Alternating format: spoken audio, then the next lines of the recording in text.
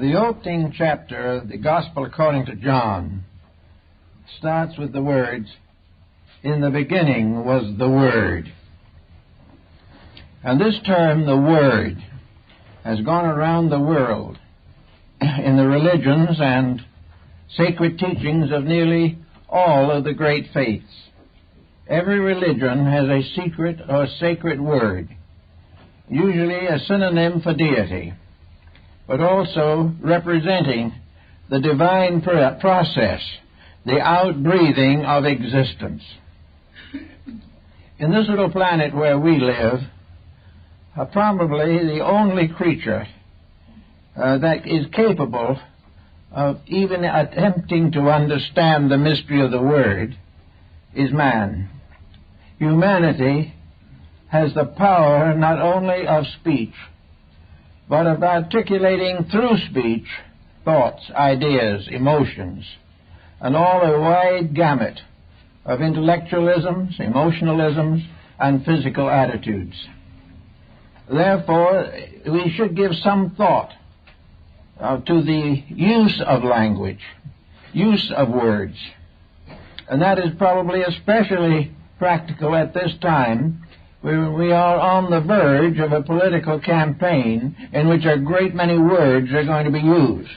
They're going to be thrown in all directions. And as we study them, we will realize gradually that words are dedicated to three different levels of usage. The first and most important level is the word as truth. The second is the word as hope. And the third is the word as fear. And even in daily living, many of our word terms and our expressions are used to sustain, support, or protect the individual from some attitude or circumstance which he feels is hazardous or detrimental to himself. So we study the problem carefully. We come to the realization that we are dealing with a very important commodity. Words are not just things.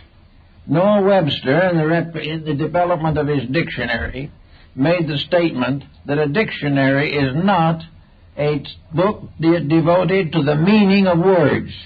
It is devoted to the usages of words.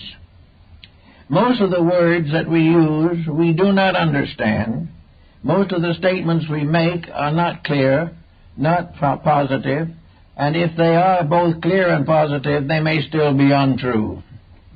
Words are very complicated things, and they should be used with caution.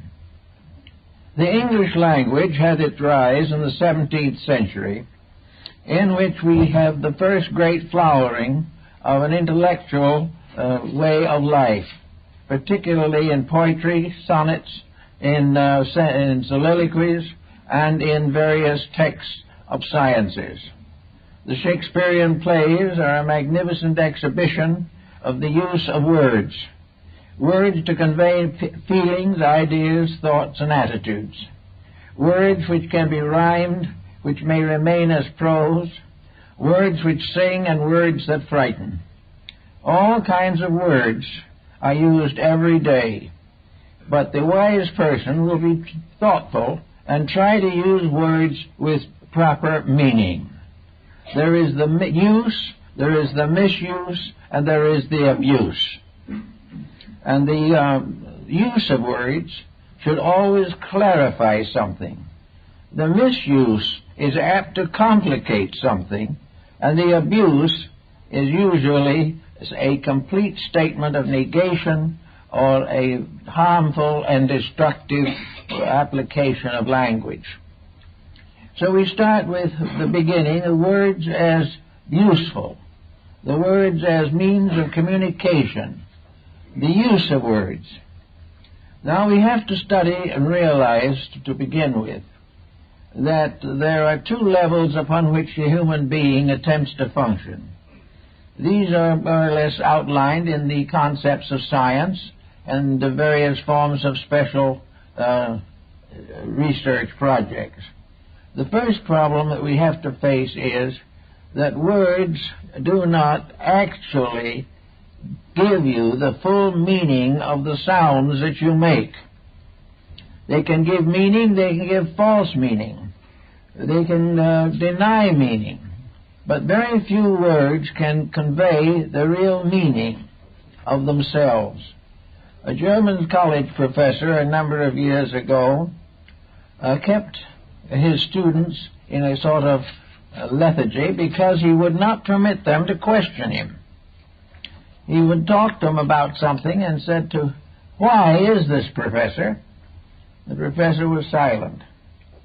After a long series of such experiences, the professor finally confessed the facts of life as he understood them. He said, "We can only answer the question why by substituting for it the question how. When we say why, we mean how." Now, this is a simple statement of the fact that we don't know the fact. It is a clear indication that the why is unanswerable, or at least is so dim and obscure that it cannot be applied to any definite situation. We cannot say why with certainty. We do not know why the sun rises, but we know how it rises according to mechanics and astronomical calculations.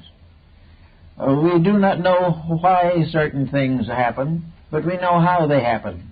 We do not know why man was created, but we know how he was created to a degree, so that the use of the word why has been almost abandoned in higher intellectualism because of the simple fact that the individual ultimately has to face his own ignorance.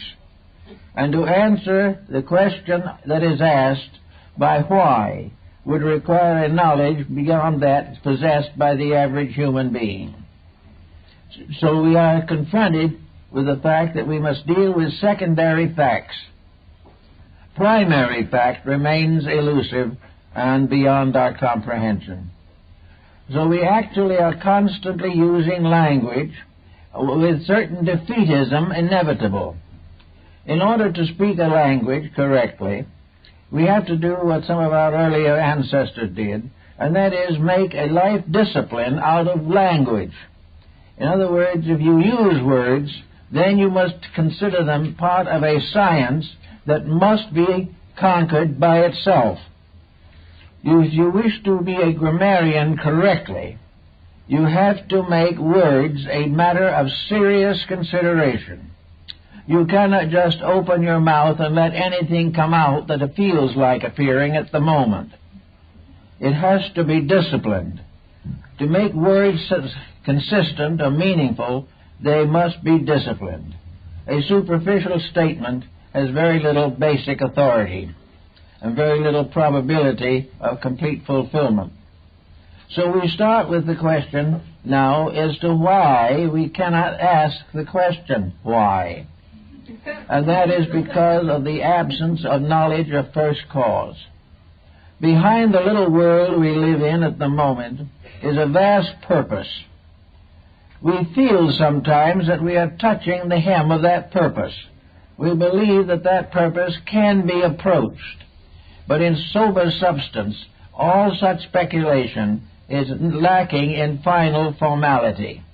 We cannot answer the question of why the universe was created, or why God in infinite wisdom created the capacity for evil. We don't know, as to one theologian asked, how it happened that when God created paradise, he also made the snake.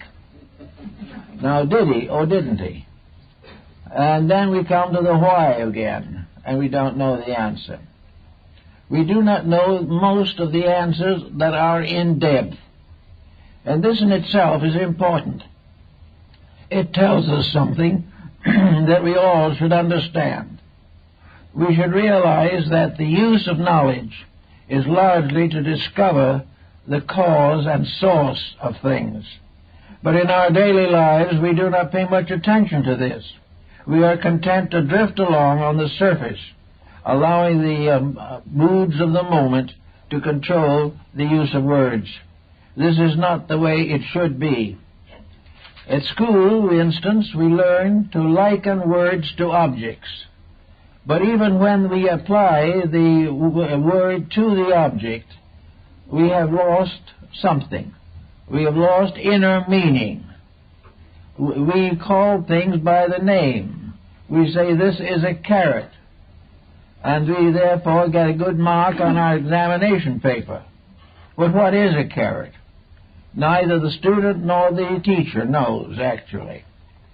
It becomes merely a term to define the fact that we have accepted the language which we are studying, and that in that language this particular vegetable is a carrot. But this does not tell us a thing about the carrot. It only divides it from some other vegetable. Why it is divided, how it is divided, what the life means, we do not know. But from the very earliest times, human beings attempted to find ways of learning the true meaning of the things which they classified. And in the old hieroglyphic languages, they aided themselves by making pictures of the object. Pictures carved in stone, or pressed into clay, or written on paper or parchment. They made likenesses of the thing they were trying to discover or decide. And in this way they had a little more dimension than we get from words, because we then add picture or likeness, and this becomes a very valuable factor. But all the way along, particularly in the modern world, words have to be carefully considered and weighed. They can be the cause of war. They can result in riots. They can bring down the stock exchange in a bad catastrophe. They can do all kinds of things to us that we do not appreciate or understand. And just as we are not permitted by law to injure other persons physically, we must sometimes realize that we can more profoundly influence and injure them verbally. Words are powerful things. The ancients had the magic of words. They used mantras, spells, incantations, by means of which they could produce various magical effects. Words in prayer are used by most religions as a means of invoking the presence of deity or placing the mind in a mood of receptivity to truth. Words have always been very powerful things. They were powerful before they could be written. And in the writing down of words, we again produced certain misstatements, which we have had very great difficulty in trying to correct. But for all intents and purposes, at the moment at least, we are working with a verbalization that can change the course of history. Every single word that we use can be of profound influence upon our future, or bring back material from the past which were best forgotten. To use words, then, you must use them correctly. Up to about 100 years ago, in the public school system of most civilized countries, language was a very basic subject. We did not simply grow up and become able to speak languages because of environment and circumstance. The English language is a very important language, but it is one that is seldom studied scientifically and philosophically for the purpose of knowing the true strength, meaning, and power of word sound. The Oriental peoples have realized that every letter of the alphabet and all combinations of letters are magical patterns, magical forms. They even go further than this. In Indian philosophy, each letter of the alphabet is a living deity. And out of the combinations of these deities, sounds are produced. The vocal cords are a kind of vina, by means of which the individual can make a melody of his thoughts, emotions, attitudes, and beliefs. But words are alive. They are powerful. The esotericists of Europe, such as the Rosicrucians and those schools, held that words were so powerful that once spoken they never die, that a word goes on as a rate of vibration forever.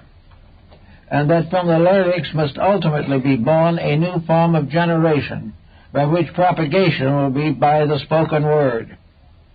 This is found in the writings of the old alchemists and others, who realized that the vocal cords were the positive pole of the generative system, and that the vocal cords would actually come in due time to be the source of all eternal life. That all lives that have a continuance, either in time or space, are produced by vibration, and vibration is man's instrument of creation. We don't realize this now, and probably won't for a long time, but the fact remains that if we say a word, that this is a sound that is a part of life. It becomes an eternal part, just as much as a germ or a cell or any other minute unit of life goes on, even though its echo dies out. So we know that if we say a word that is destructive, that it adds to the burden of the world's misery. All these different things, like different types of human error, accumulate. We find that temper builds up. We find that all kinds of moods and attitudes become deeper and more powerful, until finally, who knows, the answer is a whirlwind or a tornado. But all destructive vibrations do continue long after we do not hear them or see the consequences anymore. Everything that is negative destroys part of the harmony of life. And as long as the human being is devoted to anger, hate, fear, jealousy, he will also have to pay for these moods in sickness and misery. Therefore, in using words, we should be very careful to use only the ones, and you use them properly, that will most likely produce concord, harmony, amity, and relationship. In this particular case, I think in the words we can say that use of a word is to convey meaning as far as is possible. The word is used to say something that is, to us at least, true. It might not be true to another person, but if it comes from the true course of our own integrity, then the word is properly used. In conversation, there is no need to constantly consider these techniques, but there is an over problem which is usually solved by outside circumstances. By religion, for example, the individual is induced not to use destructive words. He is not permitted in his religion to nurse hatreds, nurse jealousies, or think or speak ill of other people. This being true, the words themselves are tempered and become less powerful for a destructive end. Also, the use of good words accumulates. The kind word never dies. The gentle word never dies. The creative, the helpful, the hopeful words, these live on. They go not only to the person to whom they address them, but they are rates of vibration. A word is something that man can create, but which does not die after it is once created. Therefore, words, like thoughts and emotions, are immortal. They go on long after what we have suspected they stood for. And the word in itself, passing into another life, another person's life, and influences the life of that person, changes a habit, corrects a mistake, strengthens a hope, and therefore continues to be an immortal factor, not only to the person but to the generations which follow after. Also, therefore, the misuse of words is a very serious mistake. Now, a misuse can come from ignorance, which the individual cannot help, because he is not well enough informed. But on the other hand, if he is ignorant, and he uses the wrong words, and gets himself into difficulties, this should be an inducement to overcome or change the basic nature of the individual himself. Usually, negatively used words in good-natured people represents a type of ignorance. It represents the fact that the individual does not think carefully or does not actually know the correct approach to a verbalization of something that they hold as important. But it is definitely part of life that any individual who can speak, anyone who can use words, must be able to understand words and must recognize basic meanings and use these basic meanings whenever possible.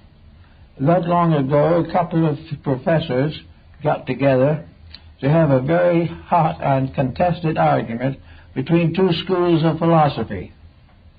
And instead of starting out browbeating each other, each one said to the other, "Before we start this discussion, what is going to be the keynote? What is going to be the basis of our discussion? Are we going to follow Immanuel Kant primarily, or are we going to follow Leibniz? What type of philosophy is to provide us with the terms we are both going to use? If one speaks as Kant and the other speaks as Leibniz, the argument is inevitable and the consequences are uncertain. Someone will not understand, and the other one will probably misunderstand. So first decide the words you're going to use before you start using them. Do not speak in a way that the person you address cannot hope to understand your meaning, or has a meaning so different from yours that the facts cannot be disseminated. Try to find a common ground of language. The common ground of language, as the Pythagoreans noted, is the simplest possible approach. All affectation in words leads to obscuration. The more difficult the words, the more learned they sound, the less they impart in terms of value. Pythagoras suggested definitely that the best way to correct the difficulties of language was to keep quiet. And he advised this so firmly that he practiced 5 years of silence himself and required the same action on the part of his disciples. If an individual doesn't speak at all for 5 years, he's going to make a series of discoveries. And much later, several hundred years later, Apollonius of Tyana became a Pythagorean long after Pythagoras had departed. But he decided also to take the 5-year silence in order to test his own inner resources. He also found out, as they do in India, that silence is an answer in many ways. First of all, the individual does not make a very serious mistake by not passing judgment.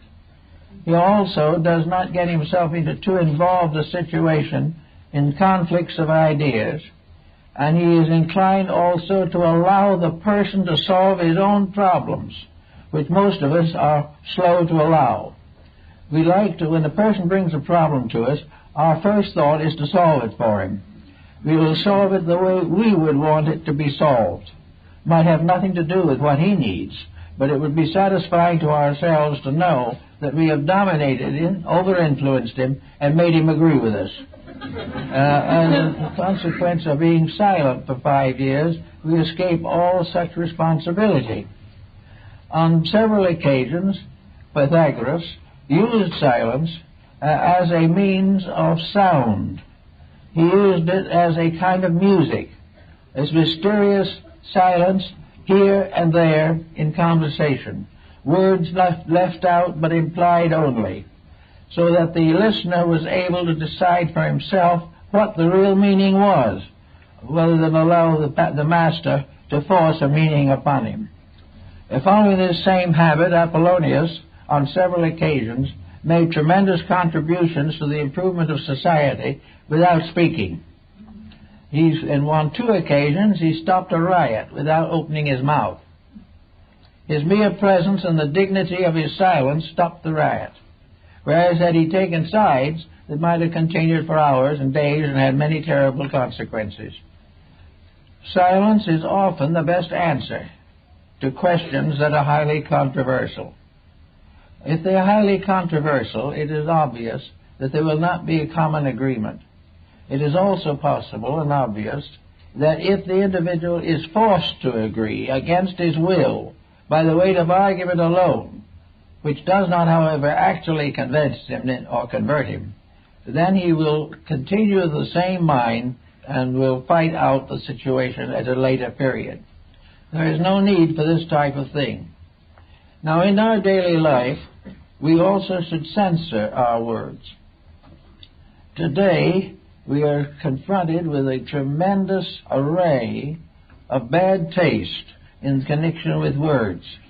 Entertainment is loaded with words, thoughts, and attitudes now made vocal, which are against the better taste and judgment of mankind. We also know that the various plays have moral and psychological influence which is unworthy and unreasonable. Therefore, the answer is one way is to keep your mouth shut, and the other way to close your eyes. With those two objectives attained, the individual is then able to think for himself. The problem of rescuing the mind from exposure to ulterior motives and propaganda is a very real and serious problem today. Most of the difficulties that are confronting two-thirds of the world are due to words, badly chosen, backed by force, motivated by jealousies and greed, and with no values in the basic purposes of life. The Neoplatonists of Alexandria used the concept of words to be a sacred procedure, that any word that is spoken must come from the soul. If it does not arise in the soul and bring the mind into order, then it cannot be safely communicated to the outside world. All of the way along, the individual must put a bridle on his own tongue and must use words to be of value to society and to himself. Nearly everyone gets into trouble with words. Homes are broken by them, arguments split families wide apart. They also divide nations, continents, everything you can think of will come into verbal conflict over words. These words are used often to support physical force or to cause it. Actually, most of the troubles of mankind are due to too much talk and too many arguments, which are totally unnecessary. Many creatures do not speak. They do not need to, because habit and instinct and a kind of psychic overtone gives them the communication they need. With man, however, the problem of speech remains to the bitter end a matter of great concern to all human beings.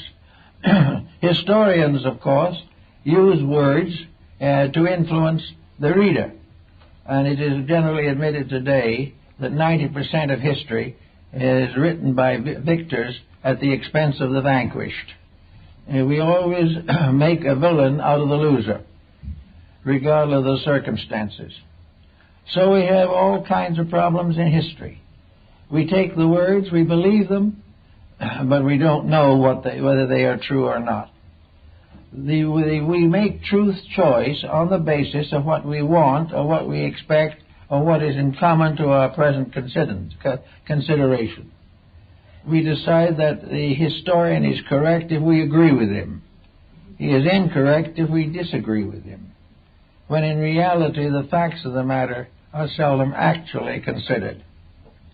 Now another, we can say there's the use and misuse, and there's an abuse of words. Now, the most basic abuse of words, of course, was in the medieval and ancient times in magic, black magic. All kinds of spells and invocations came into existence for the purpose of injuring people, destroying enemies by psychic means, the invoking of spirits, the invoking of demoniacal monsters. The whole science of necromancy was based upon spells, conjurations of words. Also, we might know that as opposed to these are prayers, which are probably the highest usage that we make of words. is to pray if our prayer is simple and honest. If our prayer is greedy, or we are very highly selfish in our thinking religiously, then we fall back into trouble. But we may say that prayer is the white magic of words, and that necromancy, spells, and conjurations are the black magic. So that every word that we do say, regardless of what it is, has some kind of a consequence.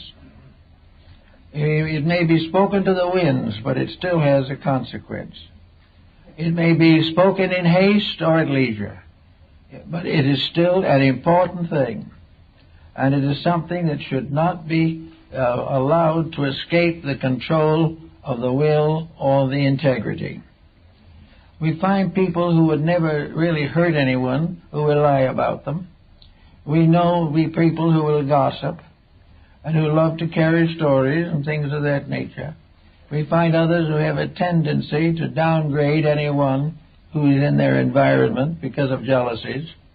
We find all kinds of misuse of words to the satisfaction of negative attitudes or purposes.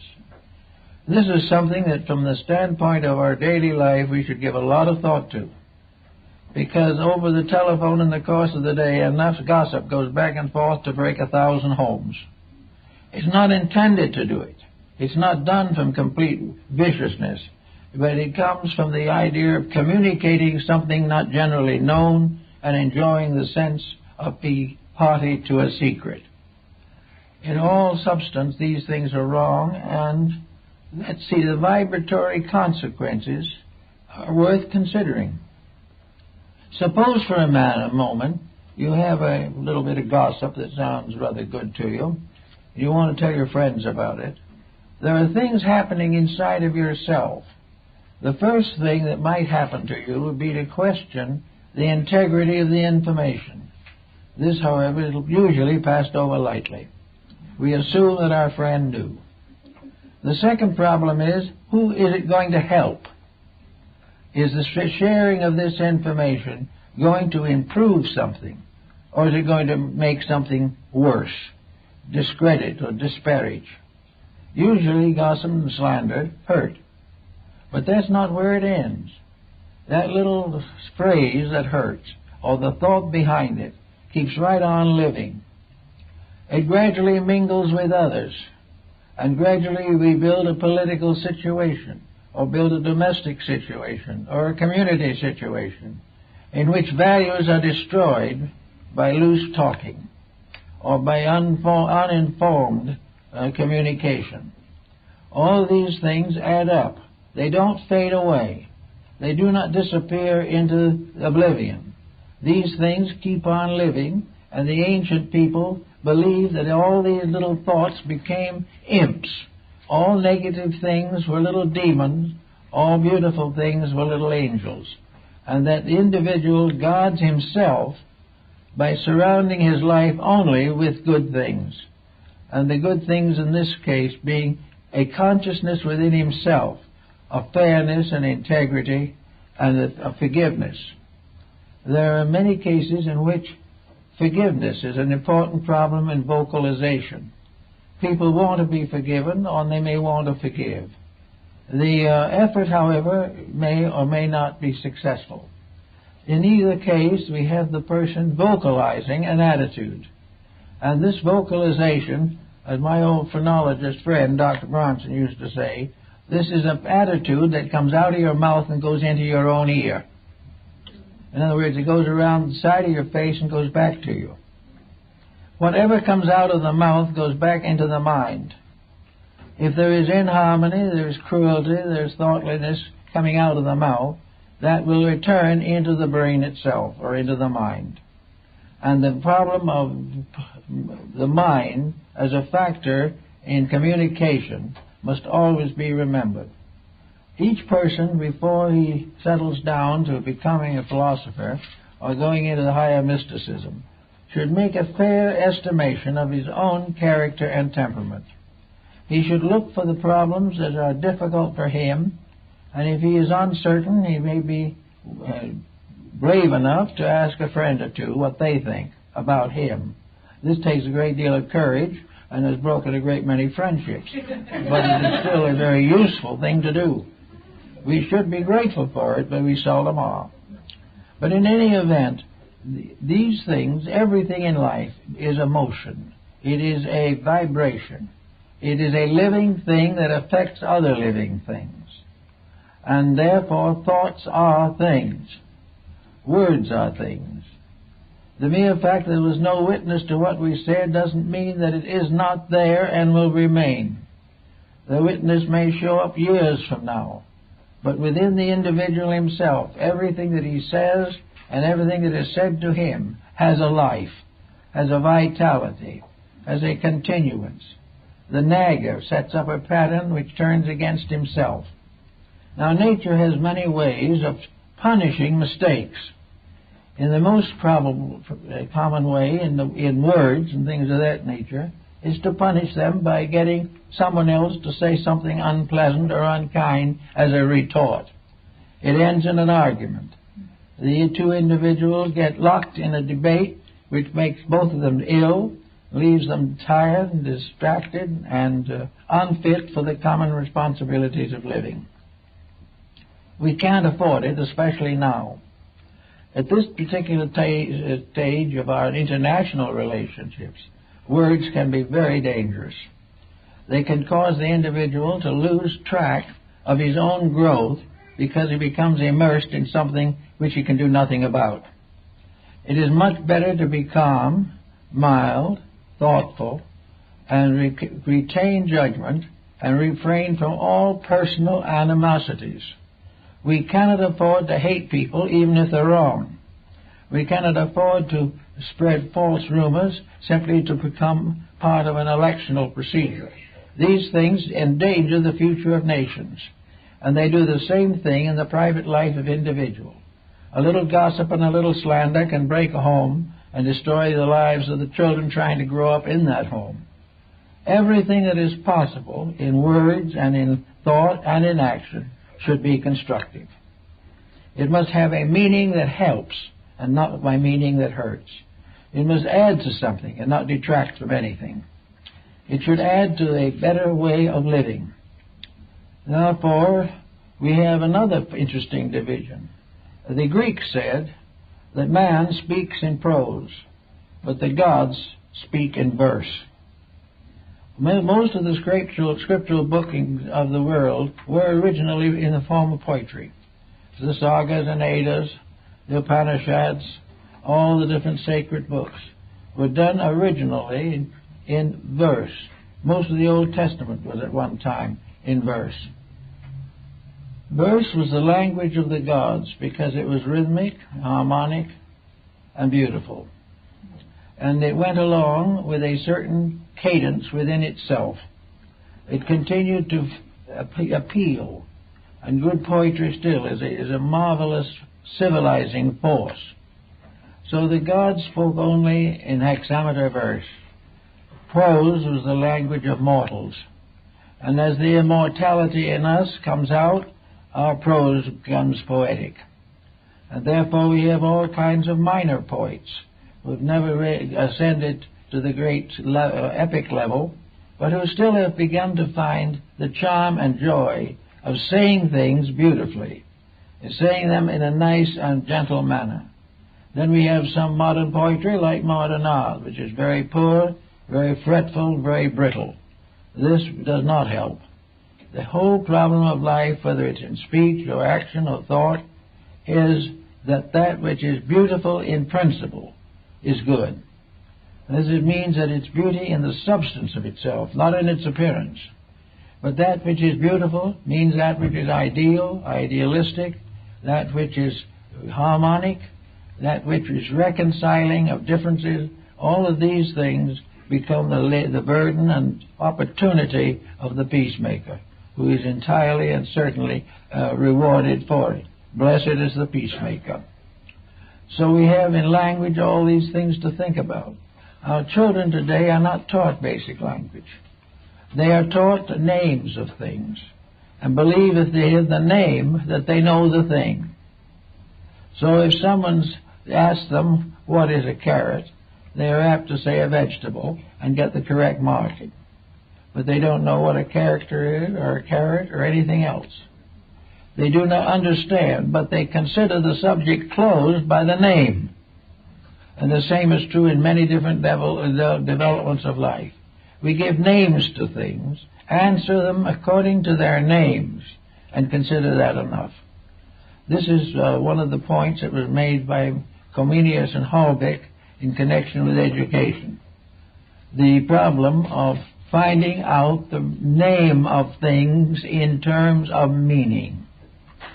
And the way to gain meaning is to recognize the basic vitality of the subject under discussion. Hartlib made a point of this, and so did Comenius. In other words, you have to be able to feel the facts of a thing, not merely listen to it by dictionary. You have to participate in the experience of something in order to know it. And that was why such an emphasis was placed upon preschool education. The problem is very certain that the faculties of true understanding have to be developed before schooling comes, or the schooling will be very largely rejected.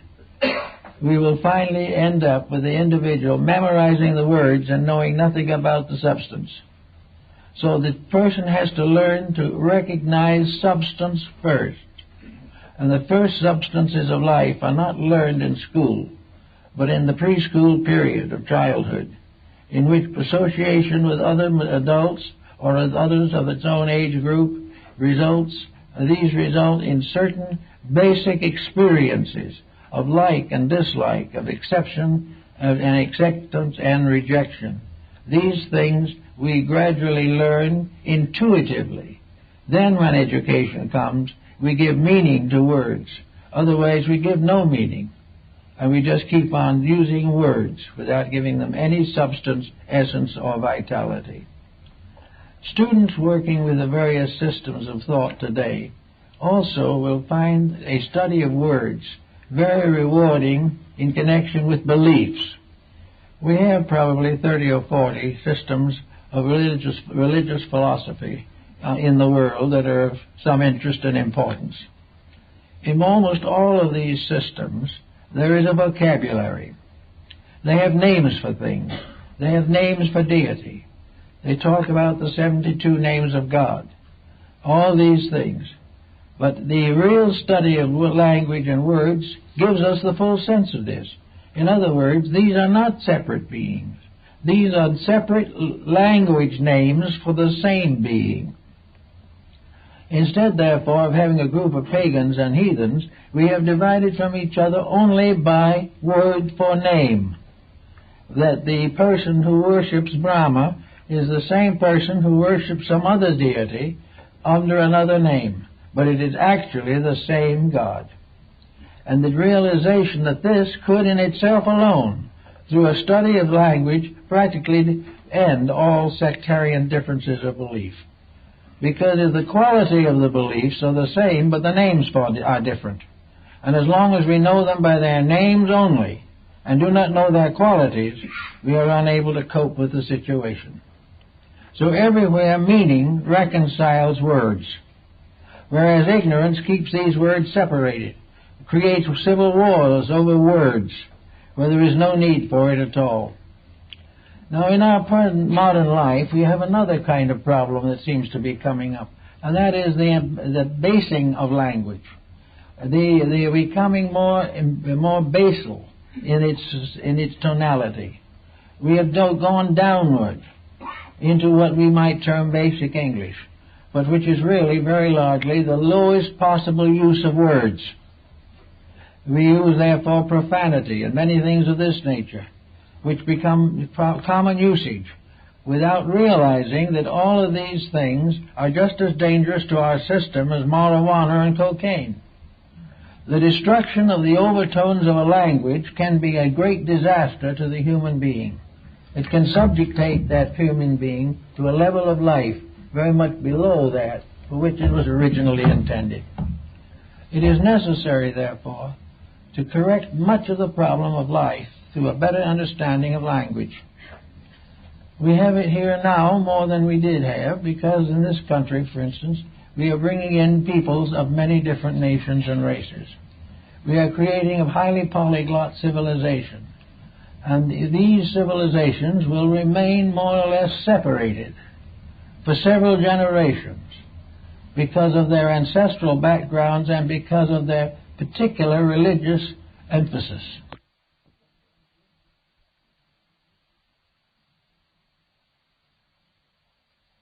Various levels of language, the identities which they share together, it would be much more easy or much more easily adapted to modern Western ways.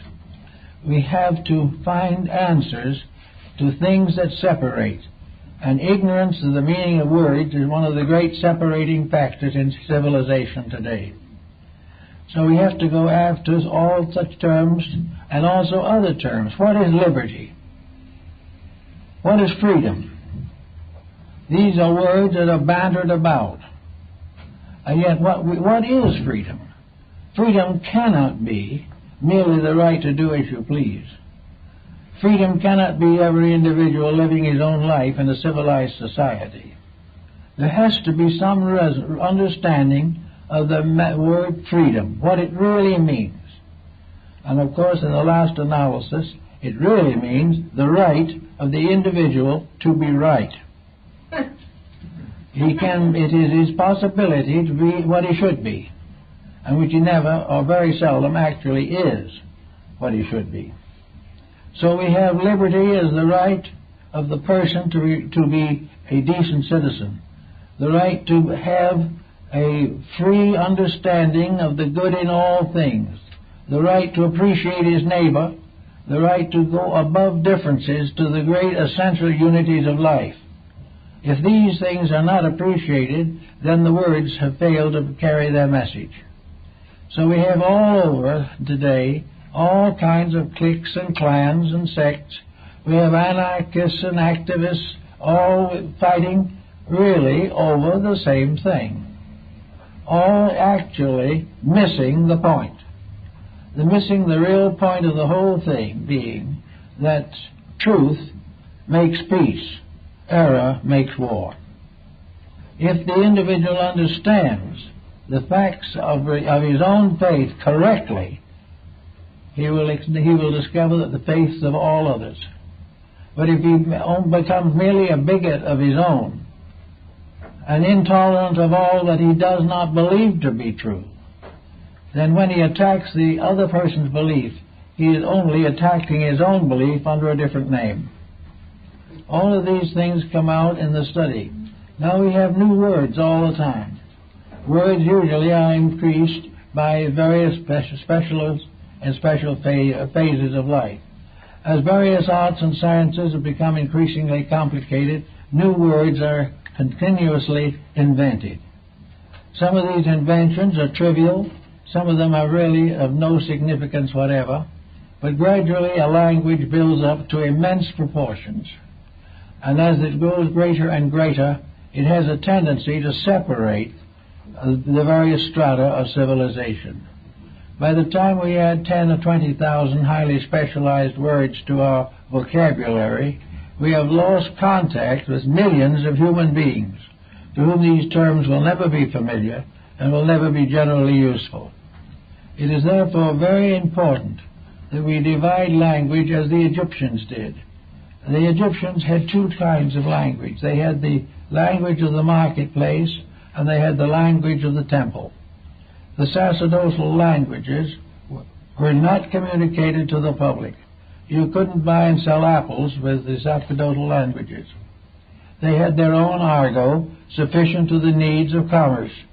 But those higher terms of language were reserved for meaning that was exalted and was not going to be degraded by being tossed down to a group of persons who would never understand them. So that the languages are of two types. There is a language suitable to the physicist. There is a language that has a special meaning for the physician. There is a language that is particularly necessary in the courts of law. There are languages in laboratories and in research groups and in all kinds of trades and professions, but beside these there has to be the common language. And that common language is simply the common usage of words for the purposes of living and the purposes of communication. And we cannot communicate with specialists except in their own terms. And gradually they restrict their own interpretations until they subdivide into infinite numbers of groups.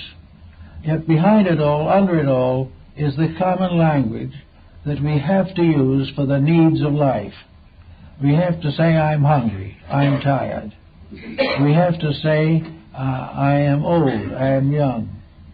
And we have to use a whole world of common usage which should be kept as it is, primary and just.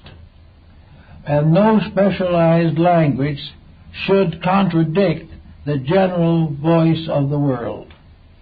The specialized languages are for certain purposes, but no specialized language should be substituted for the basic language of our daily needs. Thus we may say that the place where the physicist and the homemaker meet will be in this common language. The common language of love, of friendship, of kindness, the common language of helpfulness, sympathy, remembrance. These things belong equally to all levels and constitute together with the statement of needs, purposes, and basic ideals, state the basic convictions of mankind. This is one of the reasons why we have trouble today between science and religion. We try to use scientific language to explain religion, and it won't work. We try to use religious languages to explain science, won't work. Each has its own level, but both meet in one common problem: home, life, children, and the faiths that are involved all come back finally to the love of truth, the love of God, the love of service, or the service of mankind, the dedication of a life or a skill to the greater good of the greater number. These things are in common. They do not go into the laboratory. They are not seen through a telescope, but they are the basic factors of life. And one of the most important principles in connection with communication is to equip the young person starting out in life to face these great realities, the simple realities of life, realities that will have to survive even the collapse of great empires and various purposes and principles that we know about. We have to have a simple, natural, honest language. We have to use words that can be generally understood, and we must use them on purpose and not accidentally. And I think that 90% of our domestic difficulties would be improved, if not solved, simply by the use of the proper words.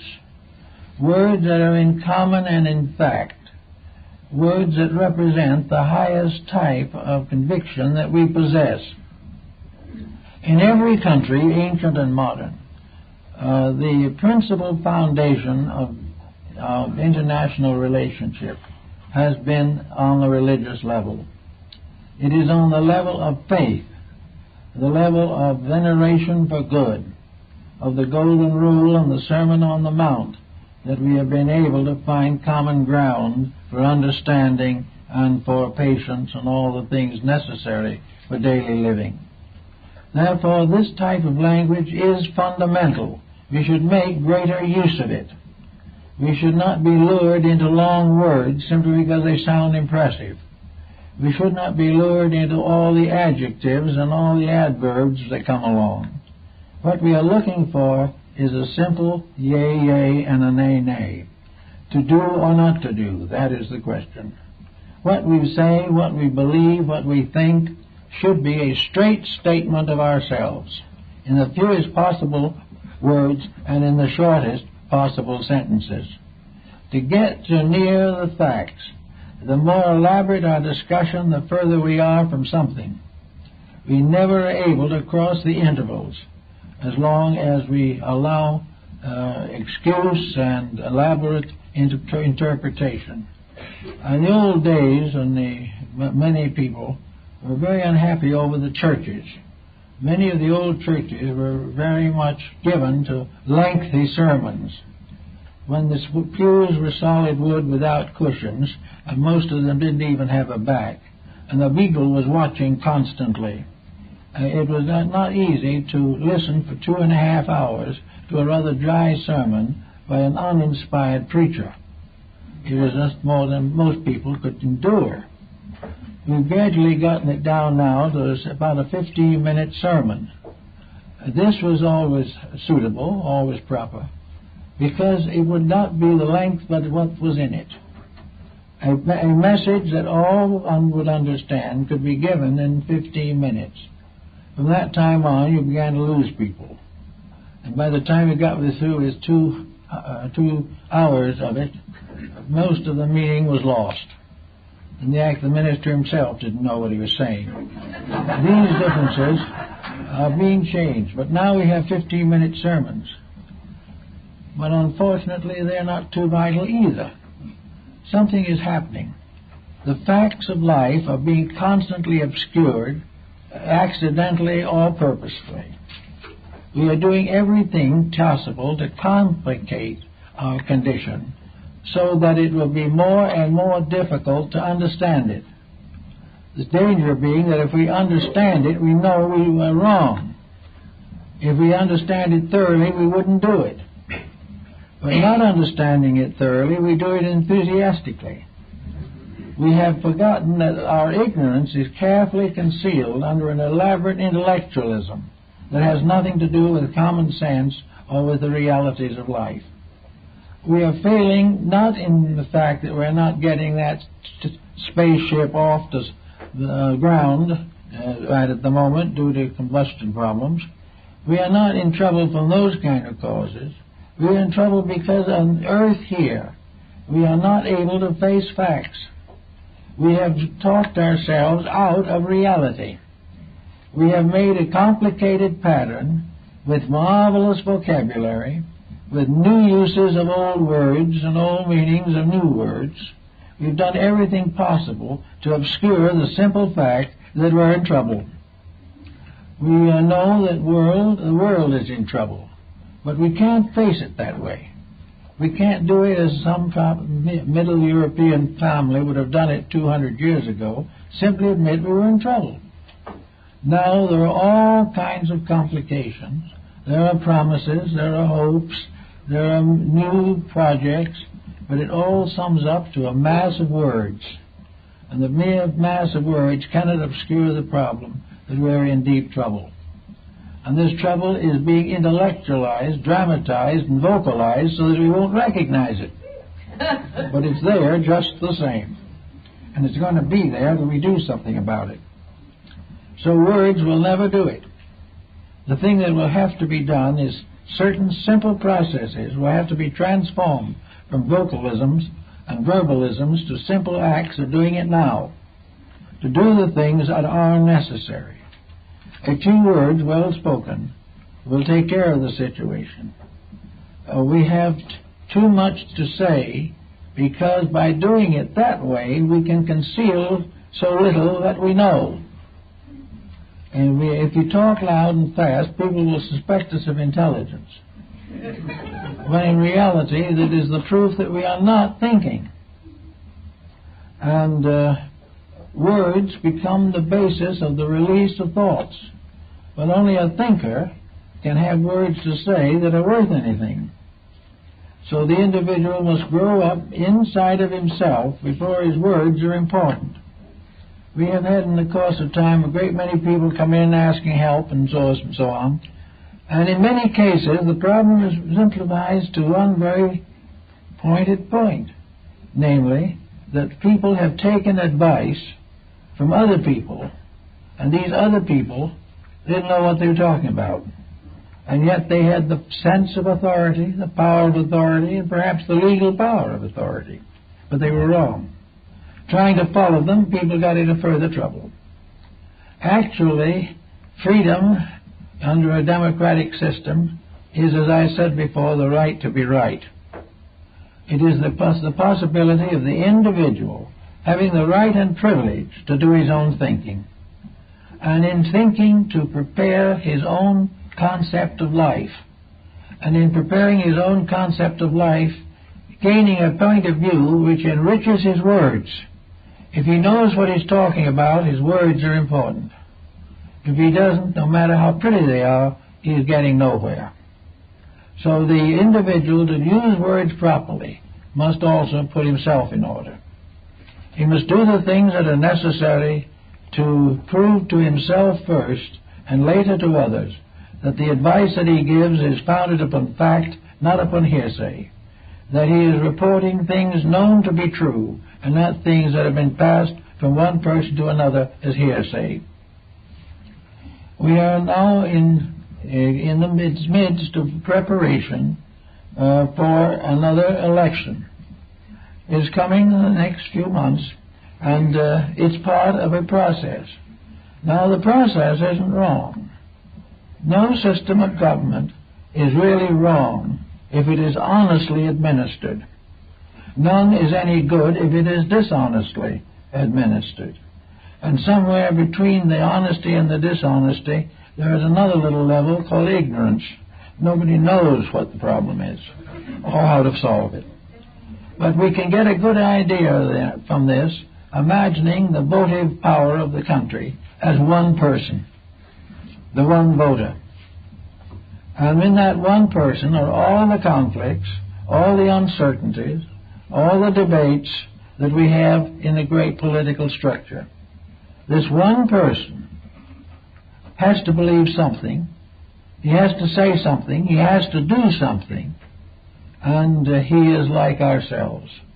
He is in the midst of a situation that he cannot solve simply by political process.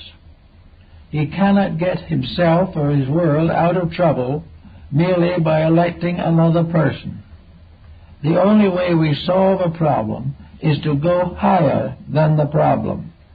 We've got to do something better than we did it before. The problem of having to do it again is not important.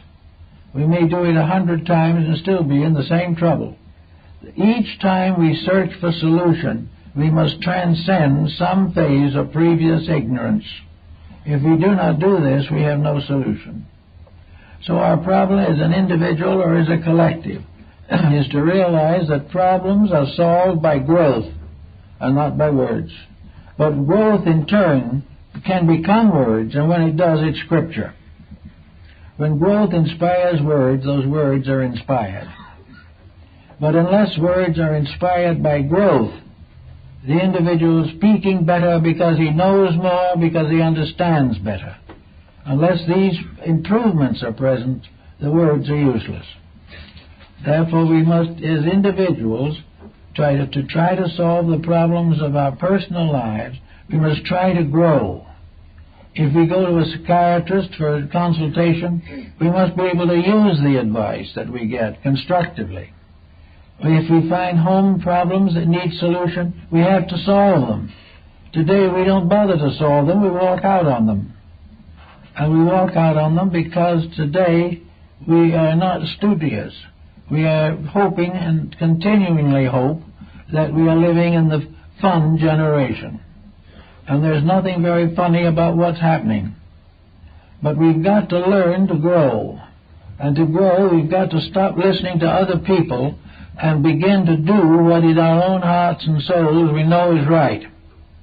If we keep on taking the advice of people who do not know either, we will all be in trouble. So we have been given a mouth to speak with.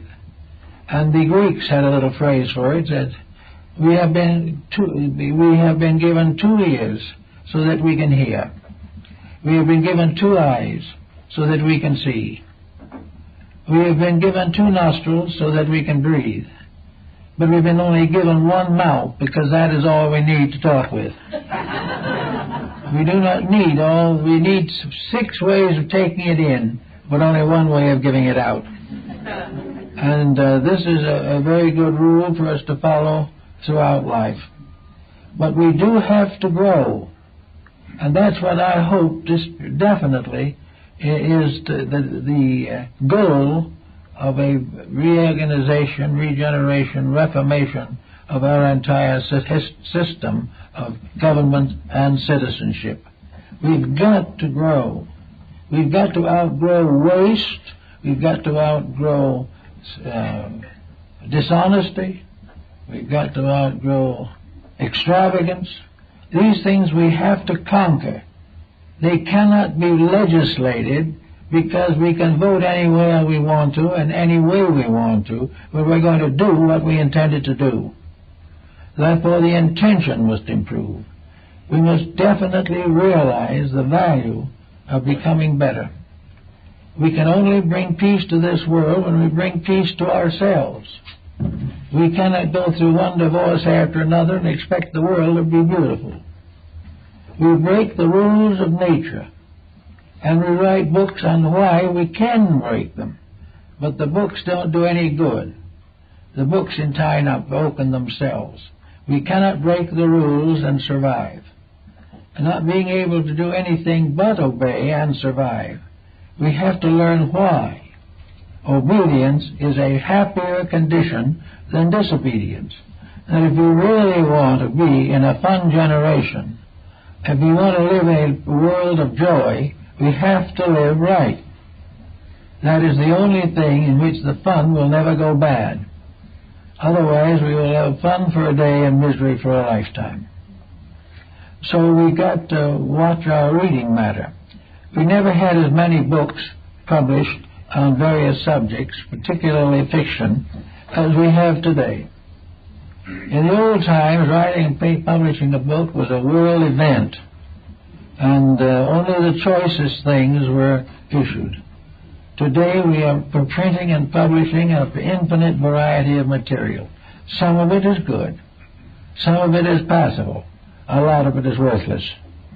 Out of all this mass of publishing and so forth, we gain our intellectual life. We gain our attitudes towards living, towards thinking, and towards all the personal factors of existence. We live by the examples of these books. We see them on television screens, we read them in books, and we see them in the neighborhood. And out of these things we definitely create our ethics. But what most of us do not notice when we see these things is the results.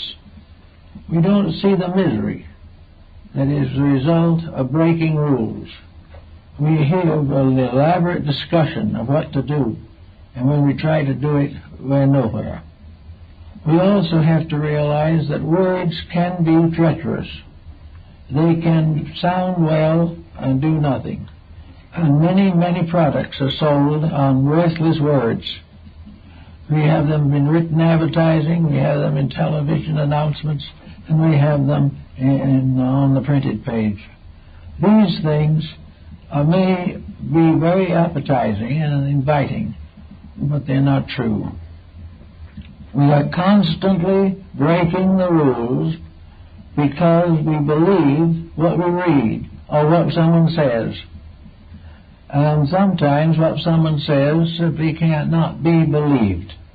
And in religion and morality and ethics, this is especially true. We have to have the personal integrity of choice. The individual will have to read or listen to the right things if he wants to get himself put into proper shape. He will have to recognize the discipline he needs. He has to recognize that the only way in which he can get out of his own troubles is by correcting his own mistakes, and that anything that hurts others or hurts himself must be corrected. It cannot be allowed to be misunderstood indefinitely. And there is no way in which any individual, by a formula or a mantum or a symbol or some kind of a fetish, can change his disposition. He cannot escape the consequences of his actions except by correcting himself. We are gradually learning this, but it's the hard way. We can never be tyrannical and happy. We can never be fanatical and peaceful. Each thing has to be corrected in ourselves. And in so doing, we develop a new vocabulary. We begin to use words differently. We use words to support and defend principles. Not that they really need it, but it seems nice to do it. And we no longer will use words simply to support and sustain what we do wrong by quoting somebody else who did it wrong. These things have to change. There has to be a new order of life for us all. And this new order of life will mean a complete cleaning up of the dictionary and the vast accumulation of spoken and written word. The time has come when we'll have to use discrimination. We will have bad literature as long as we buy it. When we stop buying it, we won't have it. The same is true of our television entertainment. We will have just what we deserve or what we demand. When we demand what is right, we will get it. It isn't the case merely that we are being exploited by somebody who should do better. The person who is exploiting us doesn't know any better either. The real thing is both the exploiter and the exploited, by growing up, are mutually corrective of each other. They've got to learn more. And we've got to be careful in taking the words that are spoken around us and make sure that the words are not propaganda for some type of falsehood. We've got to not expect something for nothing. We've got to stop looking for bargains. We've got to stop believing we can talk our way out of our problems and settle down to the quiet, substantial process of growing. There is nothing really that matures us like growing up. And growing up does not necessarily mean frustration. It means an individual capable of administering his own life with dignity, and in the same way having a greater happiness and a greater security and a greater usefulness in the community. Cooperation here is a life of trade. Competition is its ruin. We are still trying to compete our way to world supremacy, and we'll probably ultimately keep on trying until we exhaust our resources and exhaust our capacities to make mistakes. We have a good capacity for that, however, and it will take a little while before we wear it out.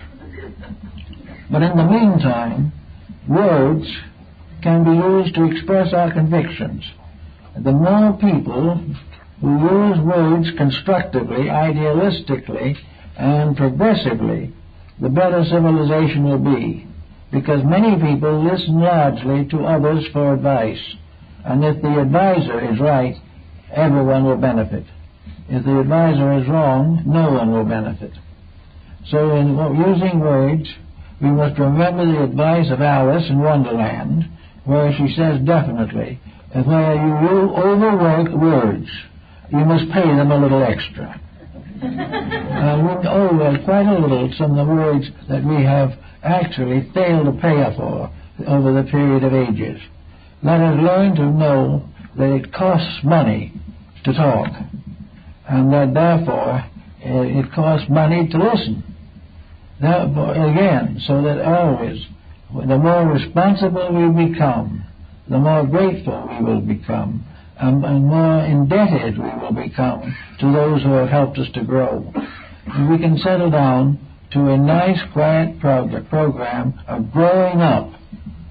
We will have a pleasant language with nice ABCs, and we'll have very much less to worry about. And the worry by itself won't do a bit of good.